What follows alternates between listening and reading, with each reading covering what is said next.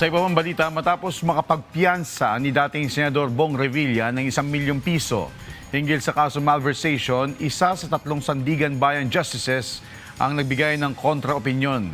Yan ang report ni Rod Lagusa.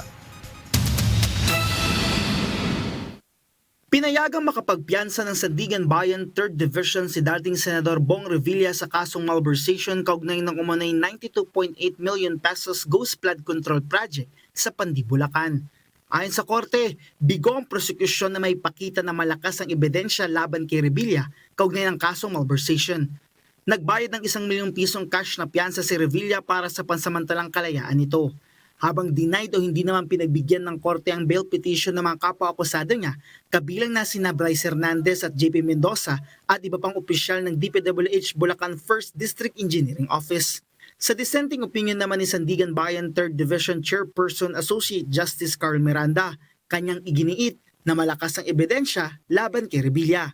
Ito anya ay dahil sa naging papel niya bilang project proponent na siyang naging instrumento para ang naturang proyekto ay maging daan para sa muling paggamit ng pondo na siyang naging dahilan ng paglabas nito patungong Sims Construction na pagmamay-ari ni Sally Santos, isa sa state witness sa issue ng flood control projects at umaming kanyang ipinahihiram o ipinapagamit ang kanyang lisensya bilang kontraktor.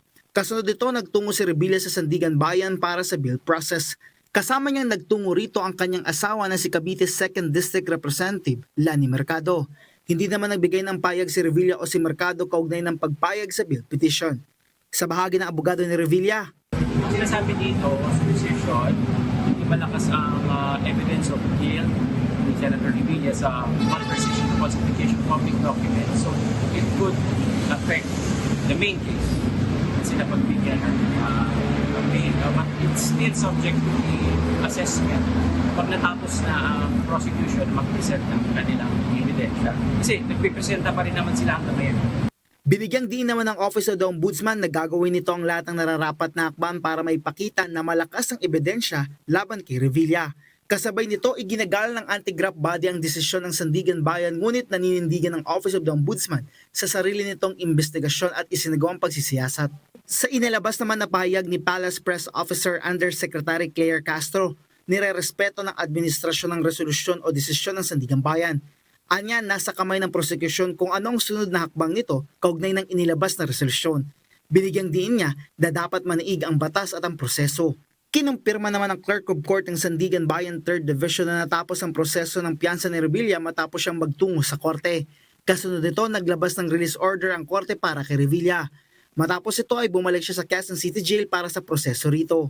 Kaugnay nito, kinumpirma naman ng BJMP na nakaalis si Revilla sa Quezon City Jail Male Dormitory bandang 6:14 p.m. Si Revilla ay noong pang-Enero inaresto at nadetain sa Quezon City Jail Male Dormitory ng higit 6 na buwan.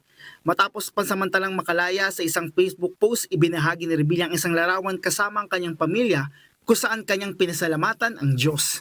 Rod Lagusad para sa Bayan.